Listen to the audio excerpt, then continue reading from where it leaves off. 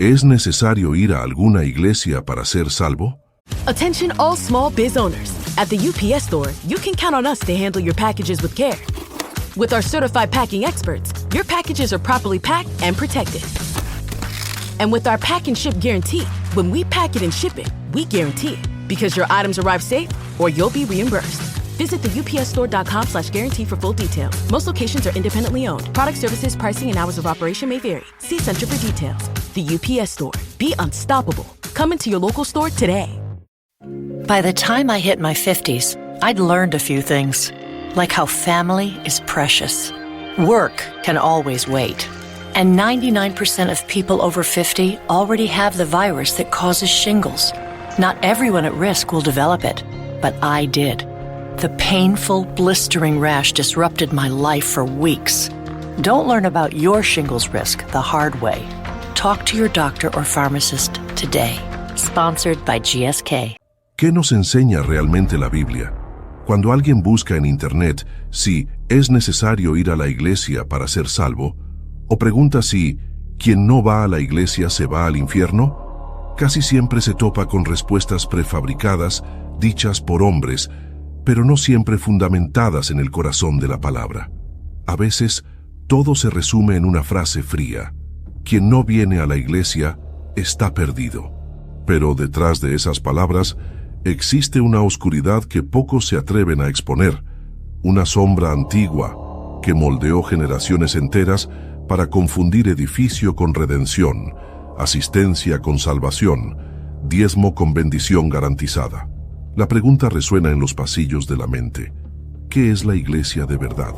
¿Sería realmente necesario sentarse en una silla, domingo tras domingo, para tener la certeza de que la puerta del cielo no se cerrará en mi cara? Cuando la luz de las Escrituras se enciende, esa oscuridad se revela.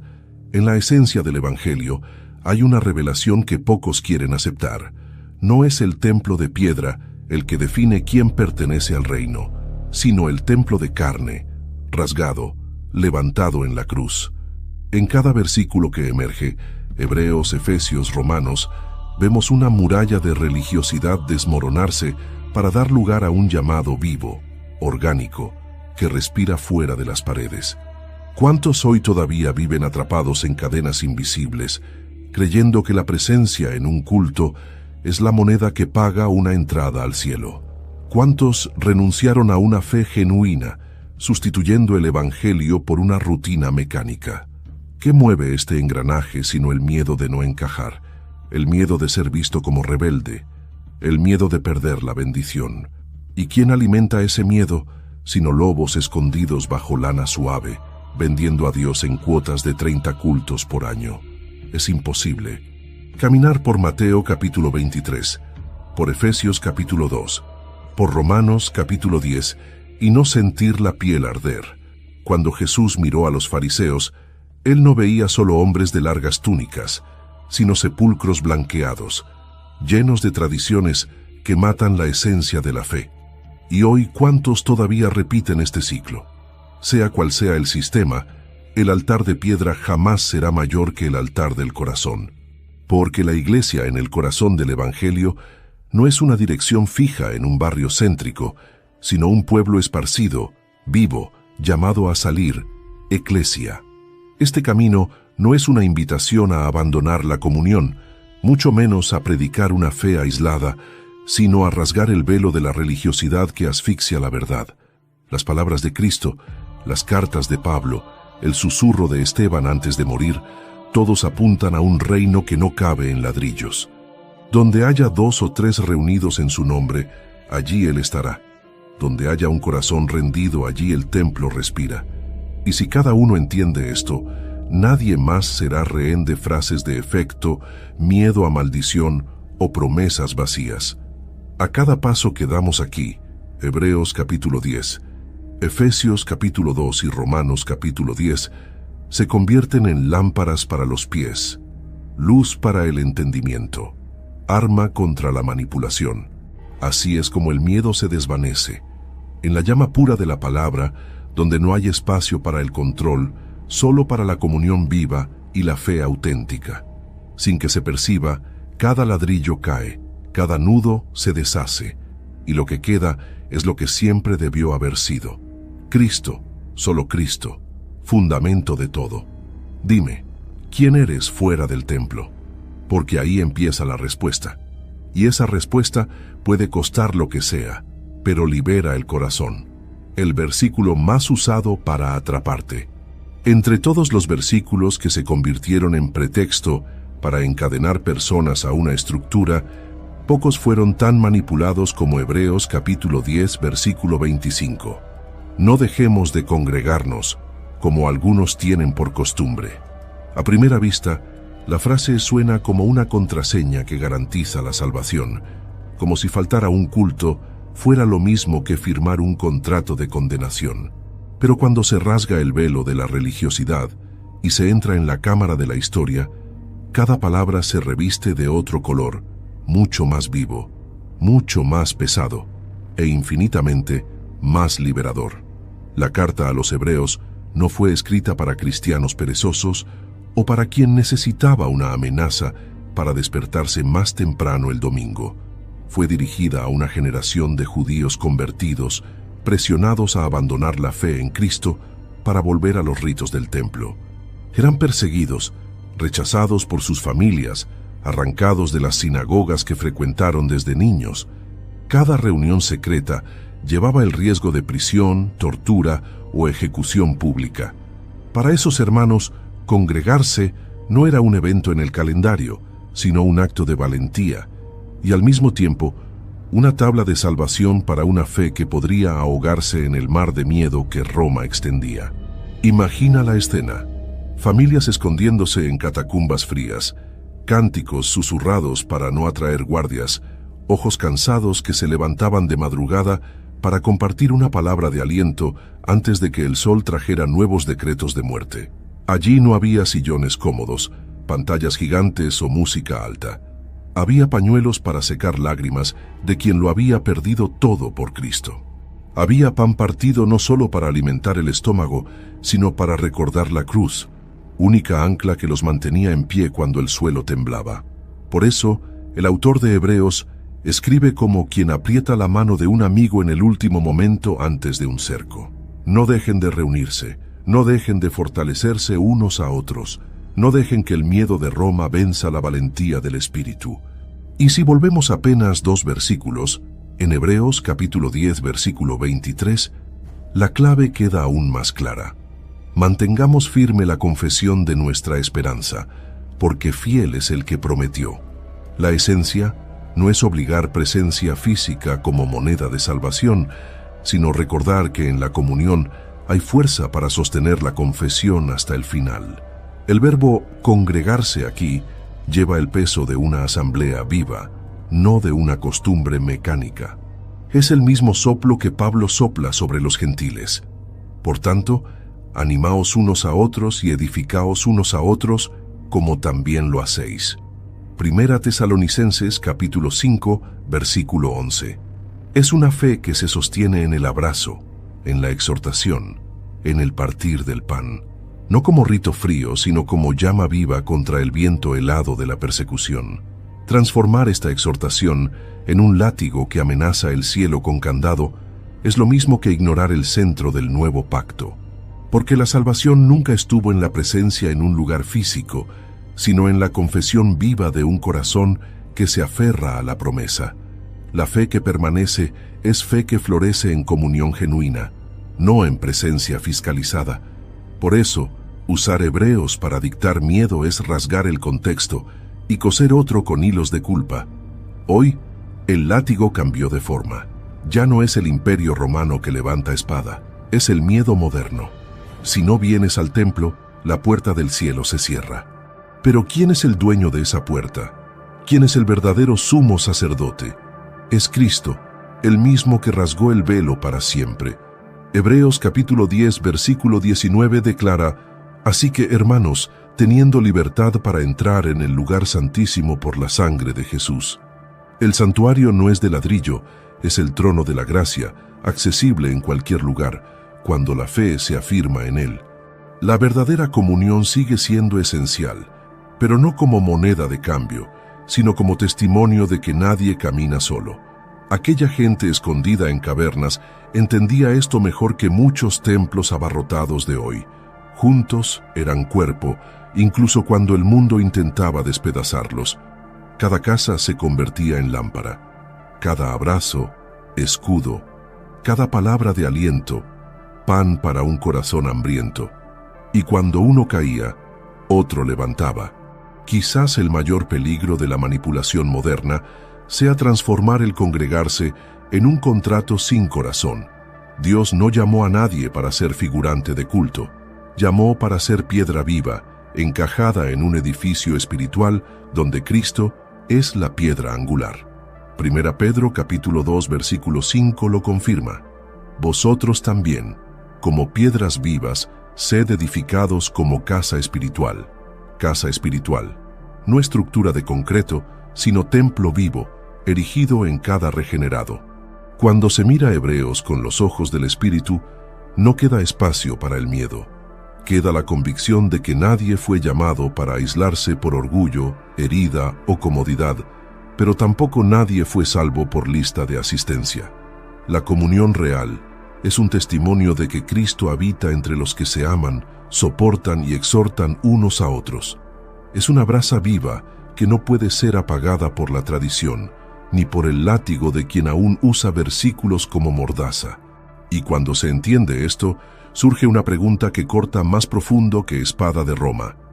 At Blinds.com, it's not just about window treatments. It's about you, your style, your space, your way. Whether you DIY or want the pros to handle it all, you'll have the confidence of knowing it's done right. From free expert design help to our 100% satisfaction guarantee, everything we do is made to fit your life and your windows. Because at Blinds.com, the only thing we treat better than windows is you. Visit Blinds.com now for up to 45% off with minimum purchase plus a professional measure at no cost. Rules and restrictions apply. Si el verdadero sello de la salvación no está en la frecuencia, ¿dónde entonces reposa el fundamento que nadie puede arrancar? La base de la salvación en el nuevo pacto. Cuando se excava profundo en la pregunta que brota después de Hebreos, surge un suelo más sólido que cualquier ladrillo de templo. La raíz de la salvación no está en cuántas veces alguien pasa por la puerta de un edificio, sino en algo que jamás se compra con asistencia a culto o diezmo puntual. Está en una realidad que desde Génesis Dios venía anunciando en cada detalle, en cada sombra de pacto, en cada cordero que sangraba antes de que Cristo viniera como el cordero final. Efesios capítulo 2 versículos 8 y 9 cargan esa respuesta con un peso que ninguna tradición logra sofocar. Por gracia sois salvos mediante la fe. Y esto no viene de vosotros, es don de Dios, no por obras, para que nadie se gloríe. Gracia. Una palabra tan repetida, tan predicada, pero tan poco vivida cuando se le coloca encima el peso de rituales y asistencias obligatorias. Gracia es favor inmerecido. Gracia es Dios ofreciendo reconciliación a un pueblo que lo traicionó desde el Edén. Gracia es la mano extendida al ladrón clavado en la cruz al lado de Cristo, aquel que no tuvo tiempo de entrar en ninguna sinagoga, que no cantó himno, no levantó ofrenda, no asistió a reunión, y aún así escuchó de la boca que carga vida eterna: hoy estarás conmigo en el paraíso.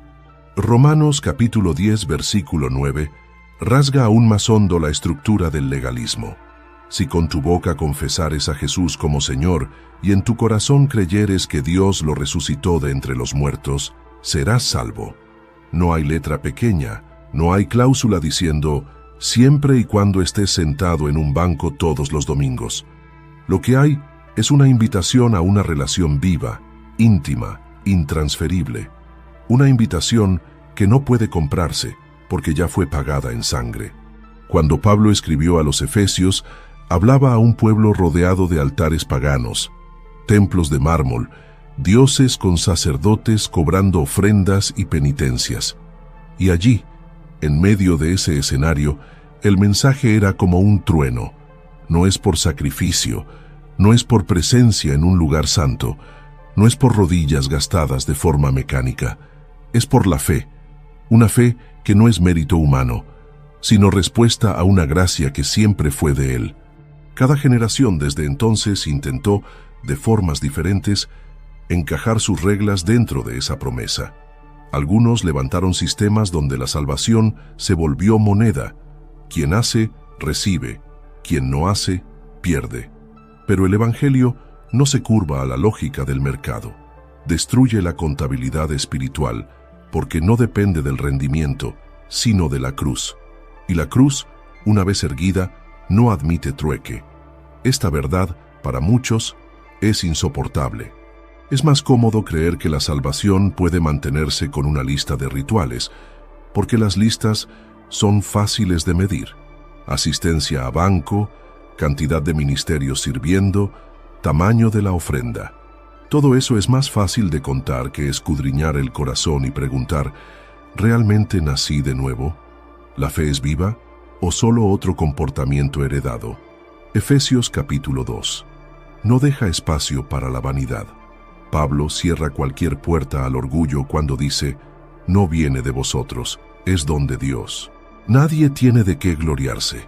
La gracia, cuando se entiende de verdad, no genera relajación, sino rendición. No incentiva el abandono de la comunión, sino que transforma la comunión en fruto y no en obligación. Respira libertad, pero es libertad que produce fruto. Por eso mismo, quien se apoya en presencia física para decir que tiene seguridad espiritual, está sentado en arena movediza. La casa puede tener paredes bonitas, pero basta un viento para que todo se derrumbe. En cambio, quien cree en la obra consumada de la cruz encuentra roca, y sobre esa roca no hay tormenta que destruya. El nuevo nacimiento no se revela en lista de asistencia, sino en frutos de arrepentimiento. Es la transformación del hombre interior que inevitablemente se desborda hacia el exterior. Por eso, no hay forma de medir quién es salvo con una hoja de asistencia. Es en lo secreto, en la cámara más escondida de la conciencia, donde la fe se confirma. Es allí donde la voz del Espíritu sopla, eres mío, no porque viniste, sino porque crees. Quizás para muchos esto sea difícil de aceptar, porque desmonta años de tradición familiar, rompe cadenas que pasaron de padre a hijo. Pero cuando se vuelve al texto puro, sin adornos, el mensaje es uno solo. Dios quiso salvar al hombre por fe, para que nadie jamás pudiera decir que compró el cielo. Y una vez que la sangre fue derramada, no hay diezmo, presencia ni ritual que complemente lo que Cristo ya completó. Es en ese punto donde toda manipulación pierde fuerza, porque si la salvación no depende de ningún hombre, entonces no puede usarse como moneda de miedo. Y si no es moneda de miedo, entonces, ¿por qué tantos aún están presos? El corazón se inquieta con esta pregunta. Y quizás en la raíz habite una respuesta aún más profunda. Si no es edificio, si no es rito, entonces, ¿qué es la iglesia donde todo esto tiene sentido? ¿Qué es la iglesia verdadera? Si no es la presencia física en un edificio lo que sostiene la salvación, entonces, ¿dónde habita esa comunión que tantos insisten en encerrar entre paredes?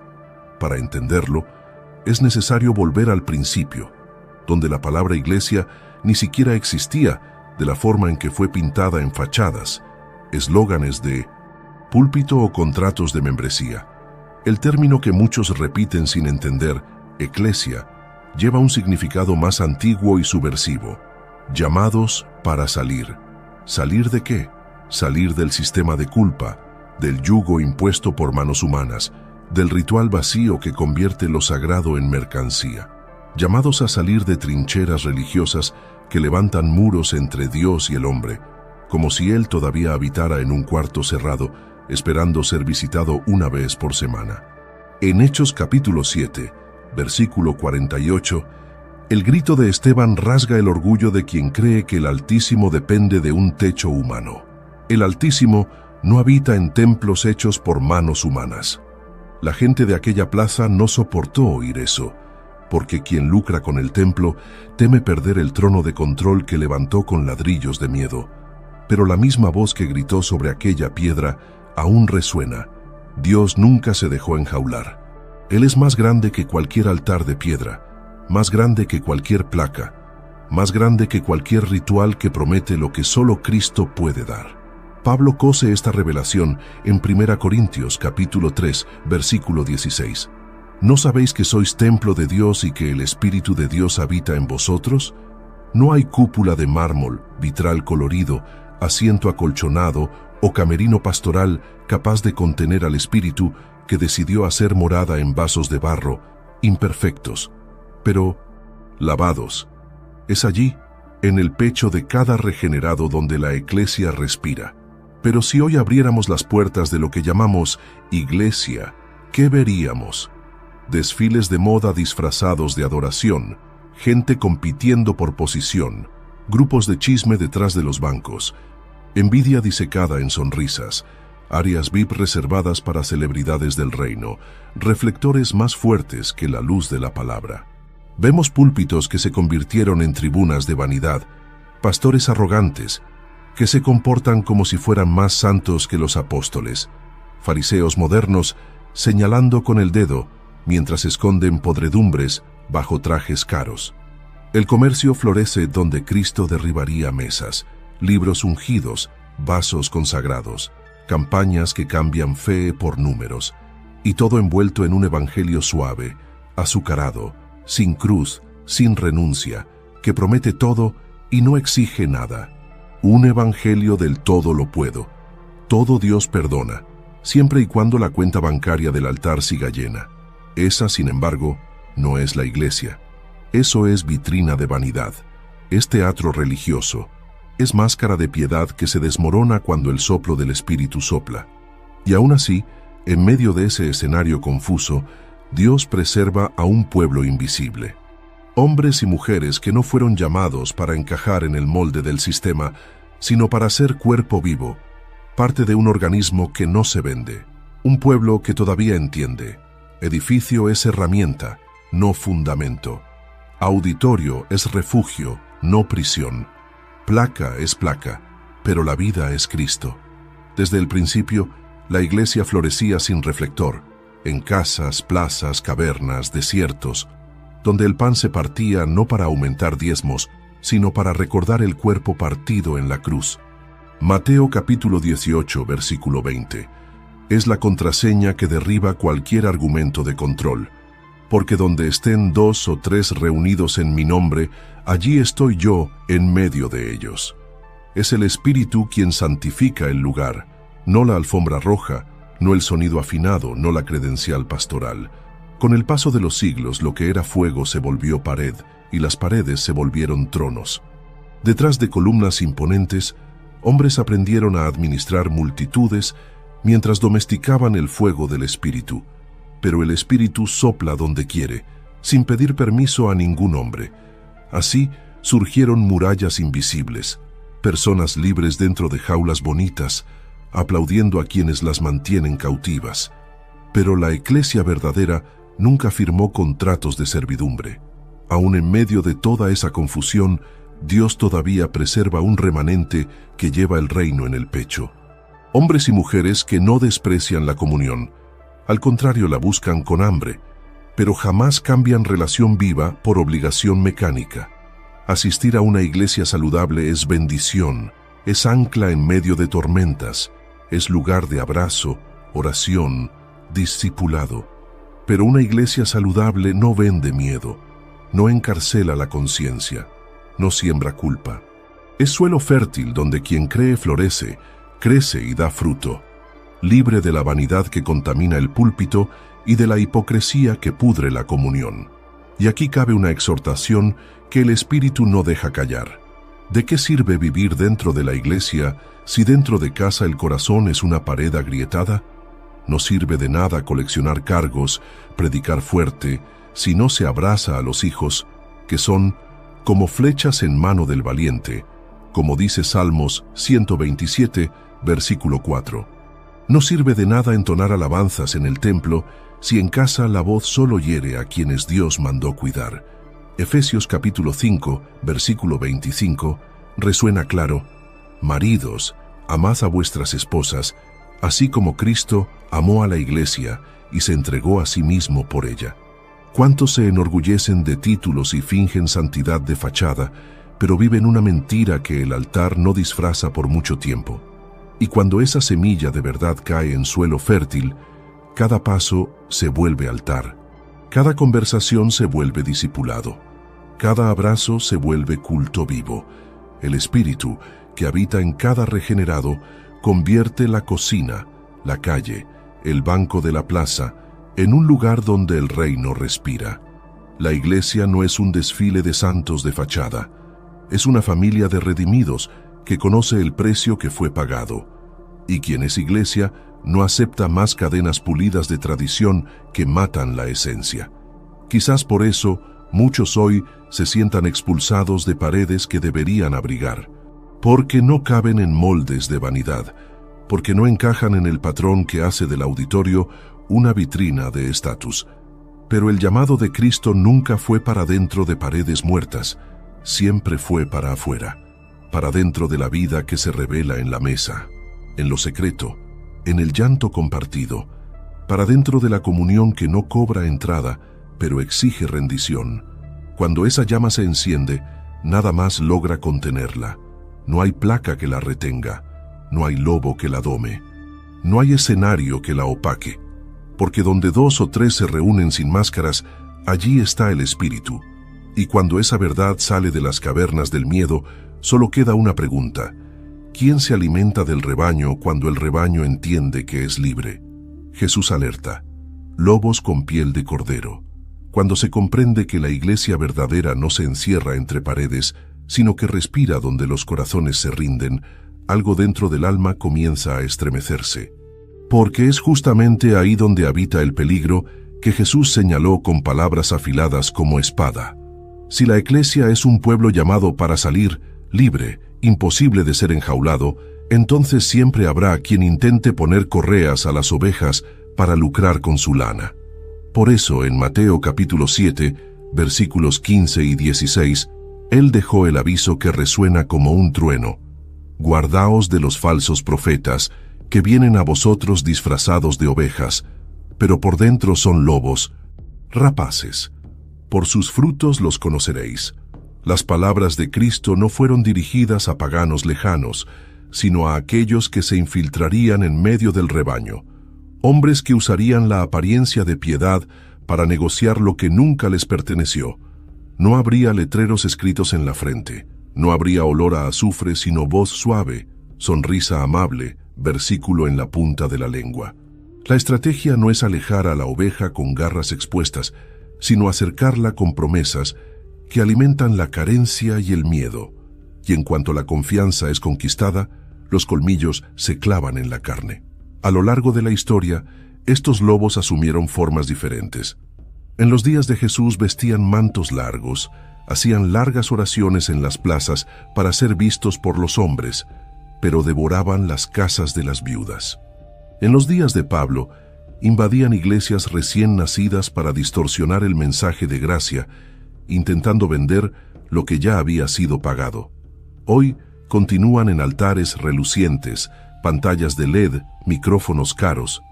La tecnología cambia, pero el veneno es el mismo: atar la conciencia con grilletes que nadie puede ver. Un lobo no necesita prohibir que alguien lea la Biblia, simplemente la interpreta de la forma que sirve a su trono. Un lobo no expulsa a quien no está de acuerdo. Planta semillas de miedo hasta que el rebaño permanezca callado, preso por la culpa. Y una de las herramientas más usadas para esa prisión es la distorsión del propio concepto de iglesia. El templo de piedra se vuelve prisión de lujo cuando la mente cree que Dios solo obra allí dentro. La comunión viva es reemplazada por asistencia mecánica. La gracia es devorada por exigencias sutiles.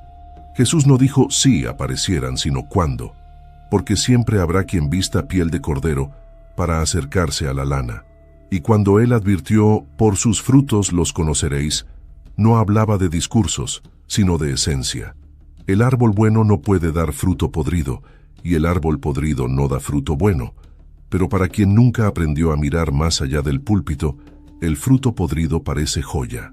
Por eso muchos siguen dando más de lo que tienen, desgastándose más de lo que soportan, creyendo que todo es para Dios, cuando en realidad alimentan un imperio personal.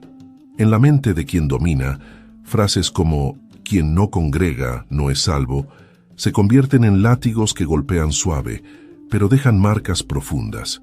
Es más fácil controlar el miedo que inspirar amor genuino. El miedo paraliza, el amor libera. Y los lobos no quieren ovejas libres, quieren carne dócil, esquilada de adentro hacia afuera. Mientras tanto, la verdadera eclesia sigue viva, respirando entre los escombros, sostenida por el Espíritu que sopla donde quiere, sin pedir permiso a nadie. Quizás la pregunta más inquietante sea, ¿por qué tantos caen en esta trampa? Porque quien teme perder la bendición se convierte en presa fácil.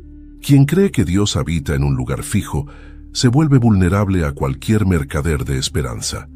Quien nunca entendió que la salvación es por gracia, permanece esclavo de quien ofrece redención en cuotas.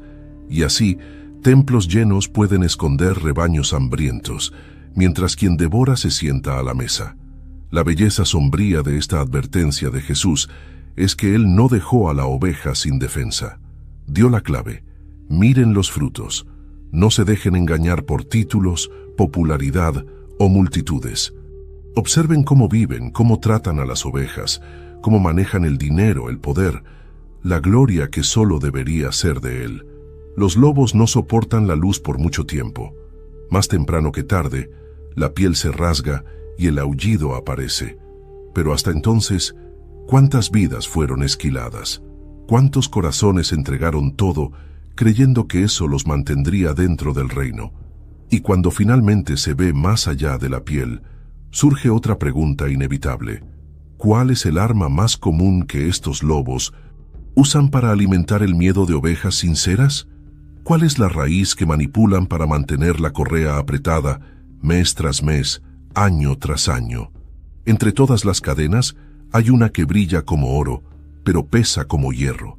Y cuando esa cadena se expone a la luz de la palabra, la mordida del lobo se desvanece. El diezmo como arma de control. Vamos a dar un respiro porque el próximo capítulo te dejará con los ojos abiertos y serás confrontado con la verdad bíblica que nunca te enseñaron. Si este contenido está bendiciendo tu vida y abriendo tus ojos, dale me gusta, comenta y comparte. Suscríbete al canal. Y si quieres bendecir el canal, haz clic en el botón Gracias y deja una ofrenda de cualquier valor. Hazte miembro. Así continuamos invirtiendo en investigación y mejoras para bendecir aún más tu vida. Continuando. Entre todas las cadenas que lobos con piel de cordero aprendieron a forjar, ninguna es tan pulida, tan bien presentada, tan defendida por voces suaves como la enseñanza distorsionada sobre el diezmo. Se convirtió, para muchos, en la moneda del miedo, la fianza de una bendición que ya fue pagada en sangre, el contrato velado que sugiere: si no traes el tuyo, el devorador entrará. ¿Quién no ha oído Malaquías capítulo 3, versículo 10?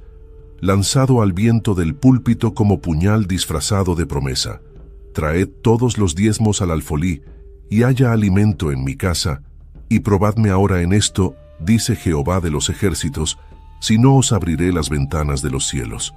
Pero pocos se detienen a preguntar, ¿de qué casa hablaba el profeta? ¿De qué alimento?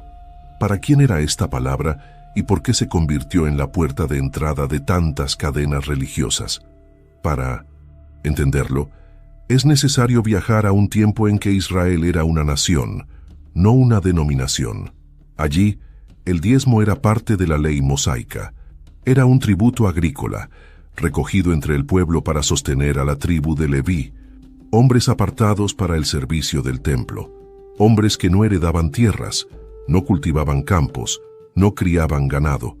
La ley los sostenía, pues ellos sostenían el oficio sacerdotal. Malaquías no predicaba a una iglesia moderna, sino a una nación que se apartaba del pacto establecido con Yahvé. Cuando Dios habló de robar, hablaba de un robo colectivo de un sistema que garantizaba justicia social, sustento para huérfanos, viudas, extranjeros. Era una estructura que apuntaba a algo mayor, algo que vendría a cumplir cada sombra: Cristo. Gálatas capítulo 3, versículo 13, despedaza la raíz de la amenaza moderna. Cristo nos redimió de la maldición de la ley, hecho por nosotros maldición. Ya no hay maldición para quien está en Cristo. No existe devorador al acecho de la cartera de quien fue redimido por la cruz. El velo fue rasgado. El templo físico perdió su lugar exclusivo. Ahora el altar es el corazón, y la ofrenda es viva, espontánea, generosa, guiada por el Espíritu. Cuando Pablo escribe en 2 Corintios capítulo 9, versículo 7, cose el principio que debería resonar en cada corazón. Cada uno dé como propuso en su corazón, no con tristeza ni por necesidad, porque Dios ama al dador alegre, no con miedo, no coaccionado, no empujado por campañas que prometen bendiciones condicionales. Contribuir es un acto de fe, de alegría, de reconocimiento, no un impuesto religioso, pero el lobo sabe que donde hay miedo, hay obediencia ciega. Así por siglos, el diezmo fue enseñado como condición de salvación, trampa de protección. ¿Quieres estar bien con Dios? Paga tu parte. Es una herejía antigua, pulida en cada generación con nuevas frases de efecto, siempre sostenidas por versículos fuera de contexto. El miedo al devorador alimenta imperios humanos, y el rebaño, esquilado mes tras mes, cree estar comprando el favor de un Dios que ya derramó todo el favor en la cruz. Hey, it's Paris. You know I love sparkly things, right? Like stars. Duh. And thanks to Hilton and AutoCamp, I just slept under them. Picture me, serving looks by the fire outside my luxurious Airstream, making s'mores with the kids, while a national park is our backdrop. The great outdoors meets Hilton hospitality. That's hot. Explore all the new ways to stay at Hilton.com. Hilton for the stay. This episode is sponsored by Friskies, who would like to tell your cats hi. Now, if that didn't get your cat's attention, there is one thing that always does the trick. Just pour some Friskies crunchy food in the bowl and you'll hear those paws come running. Works every time. With so many Friskies choices, you can always bring your cats running from their secret napping spots. There's always more to explore. See for yourself at Friskies.com or visit your local store. Mint is still $15 a month for premium wireless. And if you haven't made the switch yet, here are 15 reasons why you should. 1, it's $15 a month. 2, seriously, it's $15 a month. 3, no big contracts. 4, I use it. 5, my mom uses it. Are you playing me off? That's what's happening, right? Okay, give it a try at mintmobile.com/switch. Upfront payment of $45 for 3-month plan. $15 per month equivalent required. New customer offer first 3 months only. Then full price plan options available. Taxes and fees extra. See mintmobile.com. Cuando se vuelve a hechos, no se encuentran campañas de recaudación forzada. Lo que se ve es un pueblo que vendía propiedades, repartía según la necesidad, sin tablas fijas, sin recibos de amenaza. Todo fluía del corazón rendido. La generosidad era fruto del espíritu, no fruto del miedo. Y porque era genuina, había abundancia entre los hermanos. Ninguna viuda pasaba hambre porque alguien necesitara sostener el lujo de un sistema. Quien entiende la gracia no deja de contribuir, al contrario, contribuye de forma aún más profunda, porque ahora es libre, libre para oír la voz del Espíritu, libre para sembrar donde hay suelo fértil, libre para saber que no hay deuda pendiente con el cielo. El diezmo, tal como es predicado por quien devora ovejas, es una forma sutil de esclavitud espiritual. Es el recordatorio de que nunca estás al día. Siempre falta algo, siempre hay una brecha. Pero cuando se mira a la cruz, toda exigencia se deshace. El precio ya fue pagado de una vez por todas. Quizás algunos digan, pero si la gente descubre esto, dejará de dar. ¡Qué confesión tan reveladora! Si el único motivo para dar es el miedo, no es ofrenda, es extorsión. Si la única forma de mantener un altar encendido es con el peso de la culpa, entonces ese altar no arde con fuego santo, sino con carbón humano. La iglesia verdadera, la eclesia llamada para salir, jamás dependió de chantaje para sobrevivir. Florece cuando cada corazón entiende que todo lo que tiene ya es de Dios. Y quien entiende esto, no necesita amenaza para abrir las manos. Así, la cadena más reluciente se parte cuando entra la palabra, El devorador no tiene poder sobre quien ha nacido de nuevo. La ofrenda vuelve a ser semilla de gratitud, no factura de miedo. El lobo ruge de lejos, pero pierde su presa. Y cuando esta verdad ilumina el corazón, surge otra pregunta como un destello.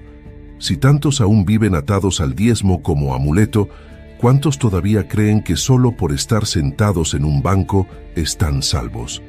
El peligro de creerse salvo solo por frecuentar un edificio. Cuando se arrancan las cadenas del miedo, que fueron clavadas por la distorsión del diezmo, una última muralla aún queda en pie, silenciosa, escondida en el orgullo humano, la ilusión de que estar presente en un edificio, domingo tras domingo, sea lo mismo que nacer de nuevo en Cristo. Quizás sea esta la prisión más cómoda, porque no exige confrontación interna, solo repetición externa. Quien se apoya en este hábito construye para sí una falsa seguridad. Es como vivir en un barco agujereado, pintado de oro por fuera, pero que no tiene ancla echada al fondo. Jesús miró a los ojos a hombres que sabían todo de rituales, recitaban leyes, se lavaban las manos hasta el codo, ayunaban 2 veces por semana, entregaban cada moneda del diezmo de la menta y del comino, pero no se daban cuenta de que estaban muertos por dentro. Mateo capítulo 15, versículo 8. Sangra esta verdad. Este pueblo me honra con los labios, pero su corazón está lejos de mí. La boca habla, canta, ora. El cuerpo se sienta, se levanta, hace fila para el pan y el vino. Pero si el corazón permanece intocado, la fe es solo una actuación, y Dios no habita en escenarios. El apóstol Juan, décadas después, confirmaría esta misma herida abierta. En 1 Juan capítulo 2, versículo 19, escribe: salieron de nosotros, pero no eran de nosotros, porque si hubiesen sido de nosotros, habrían permanecido con nosotros. Juan habla de personas que estaban allí, mezcladas, participando de reuniones, quizás imponiendo manos, orando en voz alta, pero que, por dentro, nunca habían sido injertadas en la vid verdadera. Frecuentar un edificio no inyecta vida en el corazón de piedra. Solo el Espíritu hace eso. Quizás esta sea la mayor crisis de nuestro tiempo. Templos llenos de gente vacía, púlpitos colmados de aplausos, pero corazones hambrientos de arrepentimiento. La multitud se reúne, pero pocos se permiten ser quebrantados. Mientras tanto, el edificio se convierte en coartada. Estoy aquí, luego estoy bien. Pero ¿quién dijo que una dirección física es garantía de nueva criatura? Cuando Nicodemo fue a ver a Jesús de noche, cargaba sobre sus hombros un currículum que haría envidiar a cualquier fariseo. Era maestro en Israel, conocía la ley, conocía el templo, asistía a cada fiesta, cada sacrificio. Y aún así escuchó: de cierto te digo, que el que no naciere de nuevo no puede ver el reino de Dios. La salvación nunca fue actuación, es transformación, es parto espiritual, es cruz que rasga el ego, que sepulta al viejo hombre para que uno nuevo viva. No hay forma de esconderse detrás de un banco de madera cuando uno es confrontado por el fuego del Espíritu. No hay boletín de asistencia que convenza al cielo, solo el sello de la sangre de Cristo. Y ese sello no se imprime con sello humano. En Hechos, se ve un pueblo que se reunía no por obligación, sino por hambre de Dios. El templo era un punto de encuentro, pero no era la fuente. Partían el pan de casa en casa, repartían lo que tenían, confesaban pecados, oraban unos por otros. Era imposible separar presencia física de corazón rendido.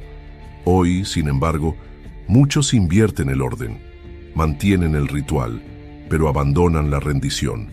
Así nacen generaciones de cristianos que saben cuándo levantar las manos, cuándo bajar la cabeza, cuándo responder amén, pero no saben lo que significa caer de rodillas en lo secreto. Por eso, las multitudes se convierten en masa de maniobra.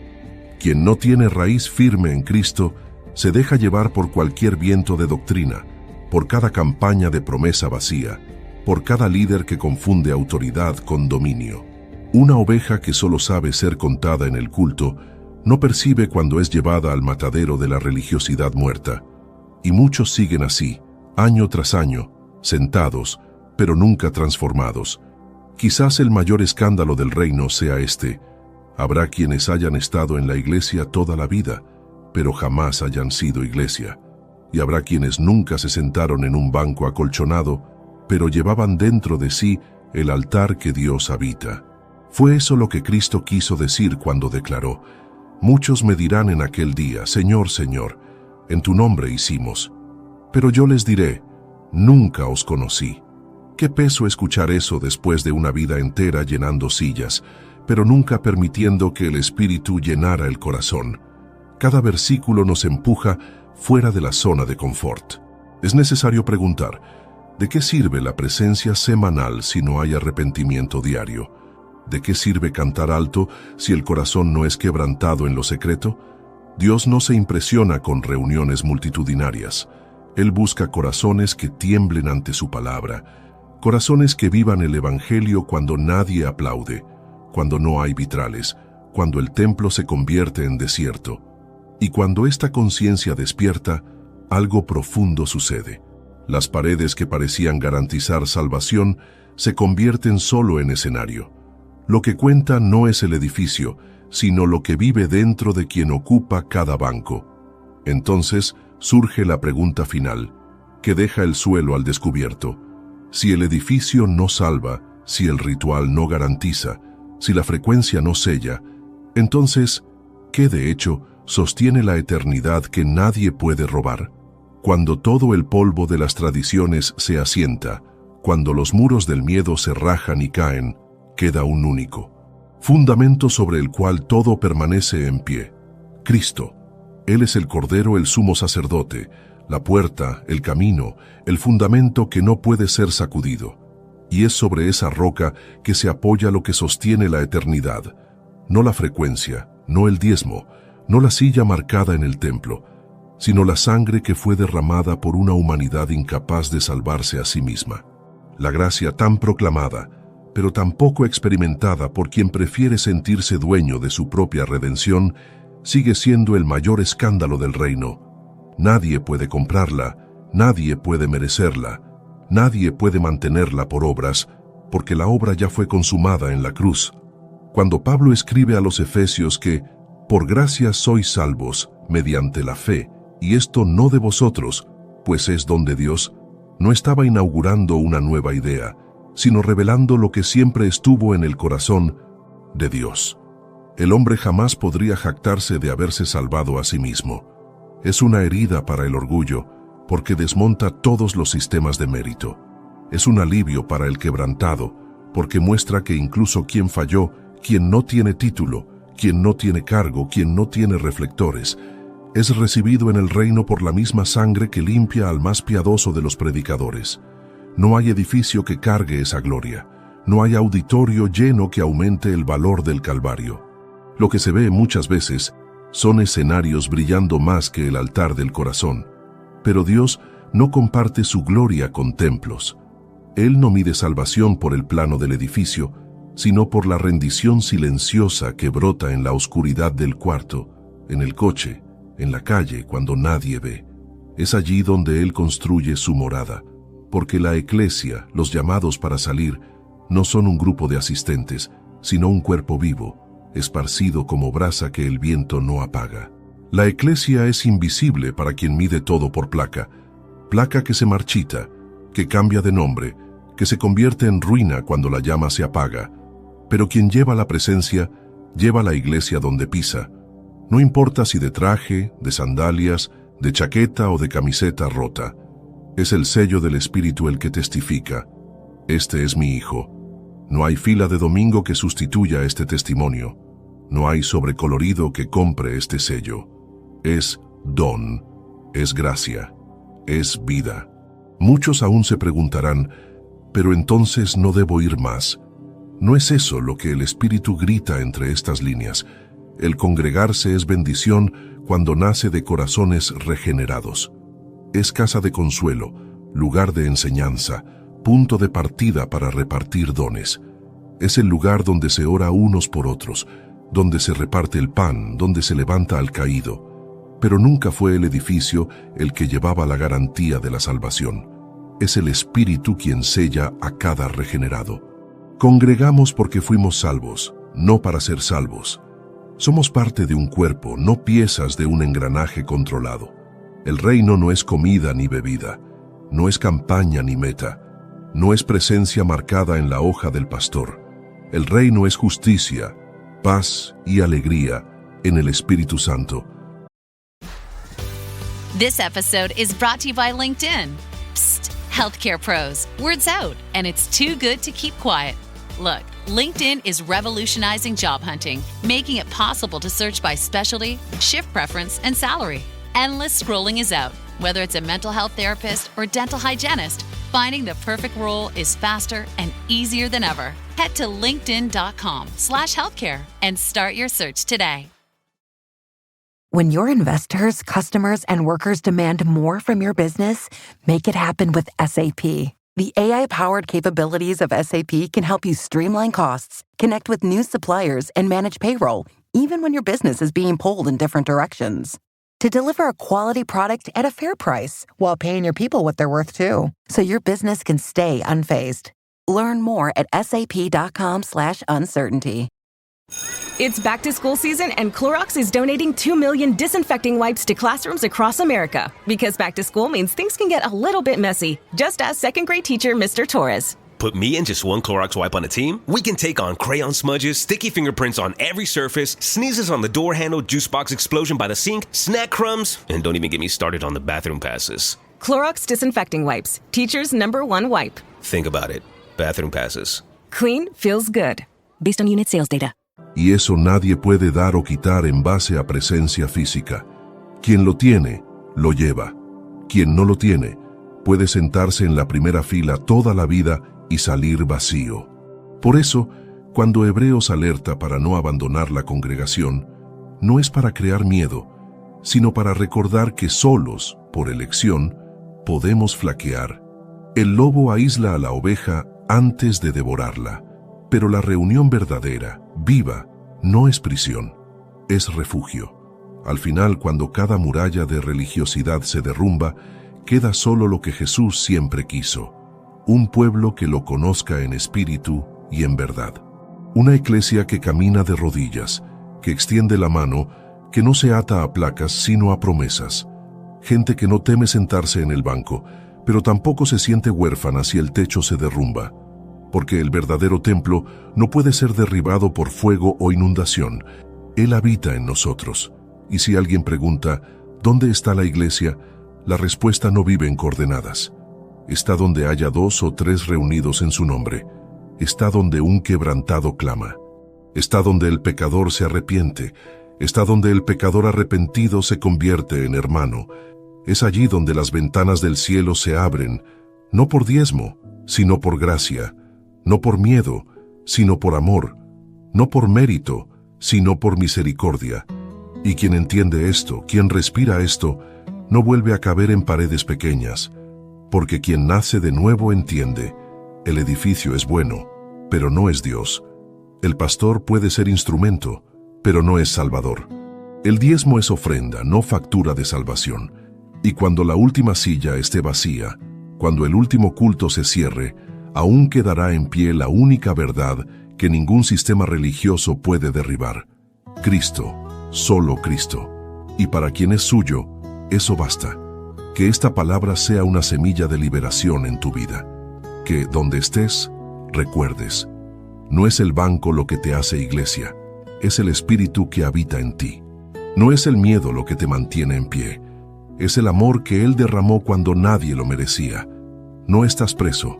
Fuiste llamado para salir, para vivir como un templo vivo, respirando fe, esperanza y amor. Si este mensaje encontró tu corazón, si abrió tus ojos, decláralo hoy. Escribe en los comentarios: yo soy iglesia. Deja que el mundo vea que hay un pueblo que no se doblega ante cadenas, sino que camina en libertad, de rodillas ante un solo Señor. Y si sentiste el toque del Espíritu, si deseas reconciliarte con Jesucristo, si sentiste el peso de la religiosidad aplastando tu fe, pero hoy quieres volver a los brazos del Salvador, Decláralo en voz alta. Escríbelo aquí. Yo te acepto, Señor Jesús, como mi único y suficiente Señor y Salvador de mi vida. Que esta confesión sea el inicio de una nueva jornada, no de miedo, sino de vida abundante en Él. Si esta palabra habló contigo, deja que alcance a otros que aún viven encadenados por el engaño. Esparce luz, esparce verdad, esparce a Cristo. Comenta amén si ya le perteneces, porque cada amén aquí hace que esta palabra llegue más lejos. Dale me gusta, comenta, envíala a alguien que necesita respirar libertad.